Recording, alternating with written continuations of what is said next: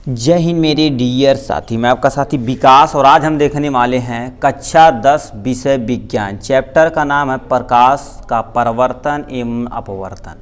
आज हम देखने वाले उत्तल दर्पण द्वारा प्रतिबिंब बनने का कैसे बना जाता है। उसके पहले हम क्या कर दिए थे, अवतल दर्पण का प्रतिबिंब कैसे बना है उस सबको हम डिटेल में कवर अप कर चुके हैं। आज हम देखने वाले उत्तल दर्पण के पहले नियम समझते हैं, फिर प्रतिबिंब हम बनाते हैं। ठीक, याद रखने इसमें केवल 2 नियम है, मतलब ये छोटा है। अब समझिए उत्तल दर्पण पहले क्या होता है। देखिए आपका, देखिए ऐसे पर, ठीक है, ऐसे यदि कहीं बना के ऐसे इधर से यदि लेप किया जाए तो ये कौन सा दर्पण है, अवतल दर्पण है। उत्तल दर्पण जस्ट इसी का उल्टा क्या कर देते हैं, ऐसे क्या करेंगे, ये वाला पोर्शन काटेंगे और अंदर की तरफ क्या करेंगे, आप लेप लगाएंगे। किसकी तरफ, अंदर की तरफ लेप अथवा पॉलिश लगाएंगे। तो ये जो दर्पण रहेगा ये आपके पास क्या हो जाएगा, उत्तल दर्पण हो जाएगा। कौन सा दर्पण हो जाएगा, उत्तल दर्पण हो जाएगा। तो हम प्रतिबिंब बनाने के नियम से पहले हम थोड़ा सा क्या कर देते हैं, उत्तल दर्पण द्वारा प्रतिबिंब के बनना जो है उससे पहले हम क्या कर देते हैं, थोड़ा सा नियम को क्या कर देते हैं, अपने माइंड में कॉन्सेप्ट बैठा लेते हैं। ये आपके पास टोटल 4 नियम है, इसे ध्यान से सुनिएगा। और इसके पहले यदि आप अवतल दर्पण का नहीं पढ़ें प्लीज़ उसे आप पढ़ के आइएगा, तो यहाँ आपको थोड़ा सा जल्दी और ज़्यादा समझ में आएगा। ठीक है, तो हम आपको कंसीडर कर देते हैं। ये देखिए उत्तल दर्पण है। अब ये उत्तल दर्पण नहीं, जब तक हम क्या करेंगे, इसके पिछवाड़े पर पॉलिश नहीं करेंगे, तो अंदर की तरफ यदि पॉलिश किया जाता तो ये बन के तैयार हो जाता है हमारे पास उत्तल दर्पण। कौन सा दर्पण, उत्तल दर्पण हमारे पास तैयार हो जाता है यहाँ से। ठीक है, अब एक्चुअल में क्या होना चाहिए, रुकिए, स्केल होना चाहिए, तभी आप प्रतिबिंब बना पाएंगे। ठीक है, तो देखिए हम क्या क्या इसमें खींचते हैं, यदि सुने होंगे तो इसके जो मध्य बिंदु में रहता है उसे हम क्या बोलते हैं, दर्पण का ध्रुव बोलते हैं। ठीक है, और ऐसे जो सीधी लाइन जाती है, ठीक है, जो एक्चुअल में सीधी लाइन, ऐसे जो सीधी लाइन जाती है इस लाइन को हम क्या बोलते हैं, मुख्य अक्ष बोलते हैं। इसका जो मध्य बिंदु होता है उसे हम वक्रता केंद्र बोलते हैं, और इसका ये जो इसके और इसके ध्रुव और वक्रता केंद्र के जो मध्य बिंदु होता है उसे हम क्या बोलते हैं, फोकस बोलते हैं। तो यहाँ पर हमने क्या कर दिया, इसे कंसीडर कर दिया यहाँ से। अब याद रखिए रूल नंबर पहला क्या था, जब भी कोई प्रकाश की किरण उत्तल दर्पण के क्या कर देते थे, वस्तु को हमेशा इधर रखेंगे। यदि जब भी कोई प्रकाश की किरण, ठीक है, मुख्य अक्ष के समांतर आती है, मुख्य अक्ष के क्या कर देती है, समांतर आती है, तो एक्चुअल में तो ये पार इधर नहीं हो पाएगी, तो ये क्या हो जाएगी, यहीं से इधर रिफ्लेक्ट हो जाएगी और फोकस पर आती हुई क्या होगी, प्रतीत होगी। इस फोकस पे आती हुई प्रतीत होगी। तो इधर हम इसे मुड़ा देते हैं और इसे हम डॉट डॉट डॉट डॉट पीछे की तरफ दिखा देते हैं। डॉट डॉट मतलब क्या होता है, इधर आती हुई प्रतीत होगी, मगर एक्चुअल में यही टक्कर मार के क्या होगा, इधर ये वापस चले। रूल नंबर पहला क्या कहलाता है, यही है, कहता अभी लिखे, जब भी कोई प्रकाश की किरण मुख्य अक्ष के समांतर आती है तो परावर्तन के पश्चात फोकस पर आती हुई प्रतीत होती है। क्या, फोकस पर आती हुई प्रतीत होती है। ये रूल नंबर आपका क्या हो गया, रूल नंबर देखा जाए तो ये आपका पहला हो गया। ठीक है, और चलिए किस पे लेकर जाते हैं, ठीक है, और किस पे लेकर जाते हैं, दूसरी नियम। ये आपके पास क्या हो गया, उत्तल, ये नियम नंबर पहला हो गया। दोबारा सुन लिए, जब भी कोई प्रकाश की किरण मुख्य अक्ष के, ये मुख्य अक्ष के समांतर जाती है तो परावर्तन के पश्चात फोकस पर आती हुई प्रतीत होती है। अवतल दर्पण पे आती है, यहाँ पर आती हुई प्रतीत होगी। ठीक, ये हो गया। रूल नंबर दूसरा क्या कहता है, इसे हम पहले दर्पण बना लेते हैं। इधर हमने क्या कर दिया, पॉलिश करके हमने इसे दर्पण बना लिया आराम से। ठीक है, इसका तुम्हारा जो ये पी वाला पोर्शन है तो इसे हम क्या बोलेंगे, ध्रुव बोलेंगे। अब इसमें जो सीधी रेखा जाएगी तो उसे हम क्या बोलेंगे, मुख्य अक्ष बोलेंगे। कौन सा अक्ष बोलेंगे, मुख्य अक्ष बोलेंगे। इसके जो केंद्र बिंदु रहेगा उसे हम वक्रता केंद्र बोलेंगे। यहाँ पर तुम्हारे पास क्या हो जाएगा, यफ हो जाएगा तैयार आराम से यहाँ से।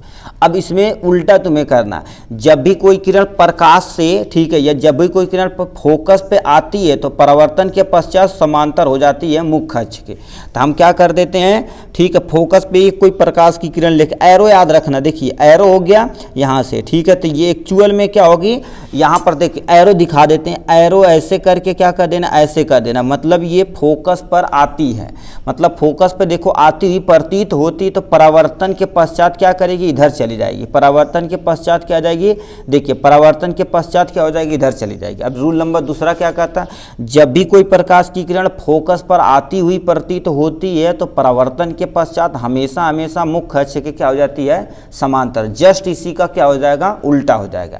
ये रूल नंबर दूसरा हो गया, ठीक है। ये रूल नंबर दूसरा एक बार दोबारा सुनिए, जब भी कोई प्रकाश की किरण फोकस पर आती हुई प्रतीत होती है तो परावर्तन के पश्चात मुख्य अक्ष के क्या हो जाती है, समांतर हो जाती है। ये रूल नंबर दूसरा हो गया। रूल नंबर तीसरे की तरफ रुख करते हैं। ये सामने आपके दे रखा है, यहाँ से ये दर्पण हमने इसलिए बना रखा कि हमें जल्दी जल्दी अपना नियम पढ़ के जल्दी से ख़त्म कर देंगे। और याद रखना मेरे भाई, चाहे चुल्ला ले लेना, कोई भी चीज़ ले लेना, एग्जाम में आपको क्या कर देना, ये जब भी दर्पण बनाएंगे ऐसे हाथ से मत खींचेगा, ना टीचर तुरंत काट देंगे। क्योंकि प्रकाश का परावर्तन क्या होगा, एक समतल दर्पण या तुम्हारे पास गोली दर्पण के लिए ही यानी 150% सही होता है। तो हम तीसरा नंबर की तरफ रुख करते हैं। हमने क्या कर दिया, सबसे पहले इसे हम दर्पण बना लेते हैं, ठीक है। आराम से हमने यहाँ से दर्पण बना लिया। अब उसके क्या कर देते हैं, यहाँ से आपका ध्रुव पोर्शन हो जाएगा और ऐसे जो लाइन खींची जाएगी उसे हम क्या बोलेंगे, मुख्य अक्ष बोलेंगे। चलिए हमने मुख्य अक्ष खींच लिया। इसके इस वाले पॉइंट पर हमने क्या कर दिया, वक्रता केंद्र ले लिया और इसे को क्या कर ले लिया, हमने फोकस ले लिया, ठीक। चलिए कोई टेंशन नहीं। अब देखिए इसमें हमारे पास बचा, हमने क्या कर दिया, समांतर ले गए, फोकस से ले गए, बचे हमारे पास ये। अब इससे लेकर जाते हैं कोई प्रकाश की किरण तो क्या होगी, याद रखना, ठीक है। देखिए यहाँ पर ये हो गया, यहाँ से ऐसे क्या कर देना, आपको डॉट डॉट दिखा देना है।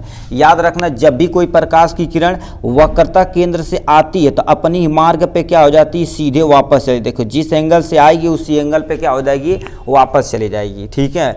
ये हो गया रूल नंबर तीसरा। रूल नंबर तीसरा क्या कहता है, जब भी कोई प्रकाश की किरण, याद रखना, जब भी कोई प्रकाश की किरण वक्रता केंद्र से जाती है तो परावर्तन के पश्चात उसी मार्ग पर क्या हो जाती है, वापस चली जाती है। ये रूल नंबर तीसरा। बचा तुम्हारे पास क्या होगा, रूल नंबर चौथा। इसे ध्यान से सुनिए, ठीक है। यहाँ पर आती हुई प्रतीत हुई, एक्चुअल में आ नहीं रही है, तो इसे हम P बोलेंगे और इसे क्या कर देते हैं, यहाँ से खींच के एक लाइन खींच देते हैं यहाँ से, इसे हम वक्रता केंद्र बोल देंगे, इसे क्या बोलेंगे, फोकस बोल दिए। एकदम सर सही सर, कोई टेंशन नहीं, ठीक है। टेंशन लेने नहीं, ज़िंदगी में टेंशन नहीं लेने का, टेंशन केवल देने का है, ठीक है। अब देखिए फोकस से हमने खींच चुके हैं, वक्रता केंद्र से खींच चुके हैं, बच्चे हमारे पास तुम्हारे पास P। अब याद रखना, जब भी कोई प्रकाश की किरण ध्रुव से जाती है तो जिस एंगल पे जाती है उसी एंगल पे क्या हो जाती है, ये वापस चली जाती है, क्या हो जाती है, वापस चली जाती है। तो जिस एंगल से आई और उसी एंगल से वापस चली जाएगी। ये रूल नंबर 4 हो जाएगा। याद रखना P पे, देखिए यदि ध्रुव पे कोई भी प्रकाश की किरण गिरती तो जिस एंगल पे गिरी उसी एंगल पे क्या हो जाती है, परावर्तित हो जाती है। और जितना एंगल ये आई होगा और उतना एंगल ही तुम्हारे पास R होगा। आई मतलब आपतित किरण और जाने वाली पाई जाएगी परावर्तित किरण। आपतन कोण ये हो जाएगा, परावर्तन कोण ये हो जाएगा, हमेशा हमेशा क्या हो जाते हैं, बराबर होते हैं। किसी भी रूल के किताब में देखा जाए तो ये आपका सूटेबल और सही 150% रहता है। तो ये हो गया तुम्हारे पास नियम। अब हम आते हैं, ठीक है, यहाँ पर आते हैं। देखिए क्या है, अब जो हमारा मेन मुद्दा, यहाँ से आते हैं, ठीक है, मेन मुद्दे पर आते हैं। देखिए उत्तल दर्पण द्वारा प्रतिबिंब बनने का, ठीक, अब हमें बनाना है, ठीक है। तो हमने उत्तल दर्पण ले लिया तो पहले से हम दर्पण बना लेते हैं आराम से। ये हमारे पास क्या होगा, पॉलिश कर दिए तो ये हमारा दर्पण बन के तैयार हो गया। पहली स्थिति में वस्तु को स्थिति कहाँ पर रखी गई, वस्तु की स्थिति अनंत पर, मतलब अनंत पर इधर कहीं पर रखी गई। याद रखना, हमेशा हमेशा वस्तु को इधर रखा जाएगा, किधर, इस साइड रखा जाएगा, इस साइड कभी भी नहीं रखा जाएगा दर्पण के केस में, ठीक है। ये हो गया। अब देखिए हमने क्या कर दिया, इससे सबसे पहले क्या कर दिया, मुख्य अक्ष खींच दिया। हमने क्या कर दिया, मुख्य अक्ष खींच दिया। इसे हमने क्या मान लिया, P मान लिया, ठीक है। इसे हमने मान लिया क्या, C मान लिया। इसे क्या मान लिया, F मान लिया, ठीक। हमने यहाँ पर मान लिया सर, कोई टेंशन नहीं, ठीक है। तो अब देखिए इसमें करते क्या है, हम क्या करें, जब भी कोई किरण प्रकाश के, ठीक है, यहाँ अनंत पे वस्तु को रखी गई, अनंत पे वस्तु को रखी गई है तो प्रकाश की किरण क्या हो जाएगी, समांतर जाएगी। तो हम क्या कर देते हैं, सबसे पहले प्रकाश की किरण को समांतर लेकर जाते हैं। एक हमारे पास समांतर किरण गई, दूसरी हमारे पास क्या होगा, ये भी हमारे पास समांतर किरण गई। अब देखिए हम क्या बोले, जब भी कोई प्रकाश की किरण समांतर जाती तो परावर्तन के पश्चात क्या हो जाती, फोकस पर मिलती हुई प्रतीत होती है। तो इसे क्या कर दीजिए, एक्चुअल में आप इसे यहाँ मिला दीजिए, ठीक है, इसे आप यहाँ मिला दीजिए, एक्चुअल में ये कहाँ जा रही है, इधर चली जा रही है। ठीक है, और क्या कर देते हैं, एक्चुअल में देखा जाए तो ये हो गया इधर से, ठीक है, यहाँ से डैश डैश कर देते हैं और एक्चुअल में इसे क्या कर देते हैं, पीछे की तरफ घुमा देते हैं। तो मतलब देखिए, जब भी कोई प्रकाश की किरण आती है तो परावर्तन के पश्चात ये इस मार्ग पे चली जाएगी, ये इस मार्ग पे चली जाएगी और फोकस पर आती हुई प्रतीत होगी। क्या होगी, फोकस पर आती हुई प्रतीत होगी। अब कोई भी प्रतिबिंब बनाना भैया आपको 3 स्थिति बताना, प्रतिबिंब की स्थिति, प्रतिबिंब का आकार, प्रतिबिंब का प्रकृति बताना पड़ेगा। स्थिति बताओ, प्रतिबिंब कहाँ बना, यफ पर बना है ना, वो भी दर्पण के पीछे। तो यहाँ पर हमने लिखना पड़ेगा दर्पण के पीछे, ठीक है, दर्पण के पीछे, ठीक है, किस पे, यफ पर बना है। किसके बना है, यानी दर्पण के पीछे यफ पर बना हुआ है। ठीक है, तो ये हमने कर दिया यहाँ से। अब नेक्स्ट पे आते हैं, प्रतिबिंब का आकार। ये बताओ वस्तु, ठीक है, यहाँ पर देखा जाए छोटा बना है कि बड़ा बना, बहुत छोटा बना है, यानी बिंदु के आकार का बना। किसके आकार का, बिंदु के आकार का। क्या हो जाएगी, बिंदु के आकार का ये तुम्हारे पास बन के तैयार हो गया यहाँ से। ठीक, अब प्रकृति बताओ कैसा बना। दर्पण के पीछे कभी भी बनेगा तो तुम सुने होंगे आभासी प्रतिबिंब होगा। कौन सा प्रतिबिंब होगा, आभासी प्रतिबिंब होगा। कौन सा प्रतिबिंब, आभासी प्रतिबिंब होगा। और ठीक है, ये वस्तु देखा जाए तो ये देखिए, ये मुख्य अक्ष के जब ऊपर बनेगा तो सीधा बनेगा, नीचे बनेगा तो उल्टा बनेगा। तुम अभी क्या कर दो, सीधा लिख दो, अभी दूसरे कंडीशन में समझोगा सीधा क्यों बन रहा है। तो ये आपके पास हो गया किसके बारे में, उत्तल दर्पण का पहला प्रतिबिंब हम खींच के आपको दिखा दिए आराम से। ठीक है, देखो धीरे धीरे पढ़िए, दुइये कॉन्सेप्ट पढ़िए, मगर अंदर 150% क्लियर करके जाइए। ठीक है, यूट्यूब को ऐसे नहीं कि केवल आगे रैंडम देख के चले गए, ऐसे नहीं मिलते भाई, पूरा क्लास चला दिया जाएगा साइंस और मैथ का, मगर धीरे धीरे हीरे होल्ले होल्ले करके सब पूरा खत्म कर दिया जाएगा आराम से।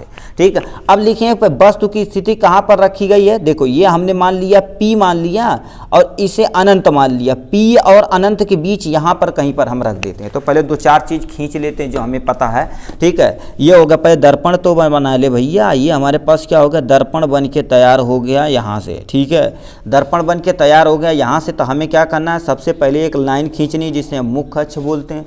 मुख्य अक्ष की यहाँ पर क्या कर देते हैं, यफ ले लेते हैं, वक्रता केंद्र ले लेते हैं यहाँ से। अब वस्तु को कहाँ पर रखना, अनंत और P के बीच में मान लेते हैं। वस्तु को हम उठाकर यहाँ रख देते हैं, किस पे, यहाँ पर रख देते हैं। ठीक है, ये वस्तु को उठाकर हमने यहाँ पर रख दिया। अब जो जो रूल हमें पता तुम चिपकाओ, कोई टेंशन नहीं है। ठीक, हम क्या बोलते हैं, सबसे समांतर बताओ। ये जब भी कोई प्रकाश की किरण समांतर जाती है तो परावर्तन के पश्चात कहाँ मिलती प्रतीत होती, फोकस से। बस ये रूल आप एक लगाइए। ठीक है, यहाँ होगा, इसे तुम क्या कर दो, इसे कर दो, मतलब ये इधर कहीं पर जा रही है, कोई टेंशन नहीं है। अब देखिए एरो जरूर दिखाना कि यहाँ से किरण आपतित किरण, ये जाने वाली परावर्तित किरण हो गई, यहाँ फोकस पर आती हुई प्रतीत होती है। अब एक रूल और बचा है, यहाँ से ले जाएंगे तो प्रतिबिंब यहाँ बनेगा नहीं।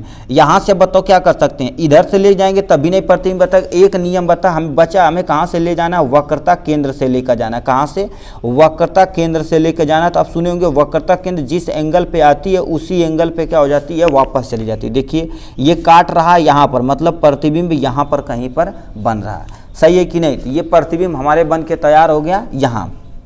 अब देखिए, यानी सबसे पहले क्या लिखना पड़ेगा, प्रतिबिंब की स्थिति लिखनी पड़ेगी। क्या लिखनी पड़ेगी, प्रतिबिंब की स्थिति।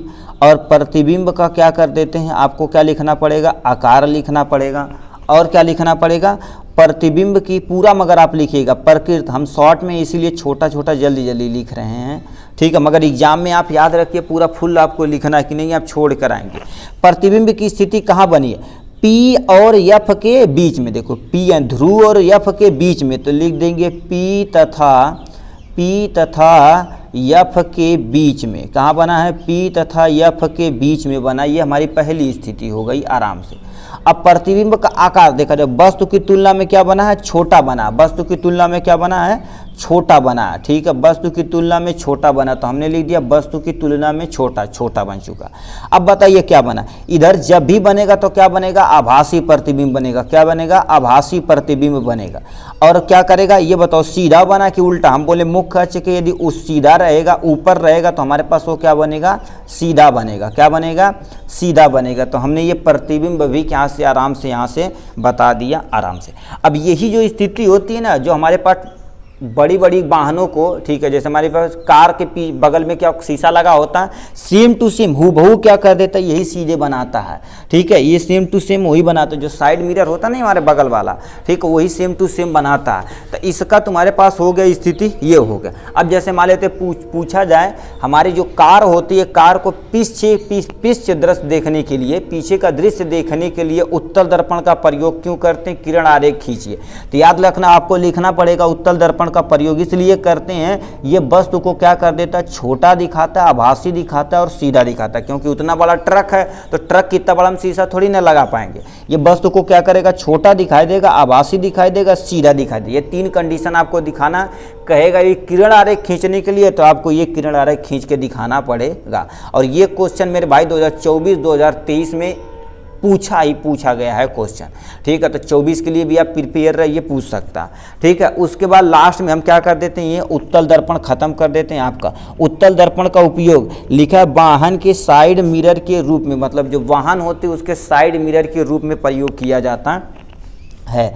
सड़कों तथा बाजारों पर लगे प्रकाश लैंपों में और क्या हो जाता है, टेलीस्कोप में इसका प्रयोग किया जाता है। ठीक है।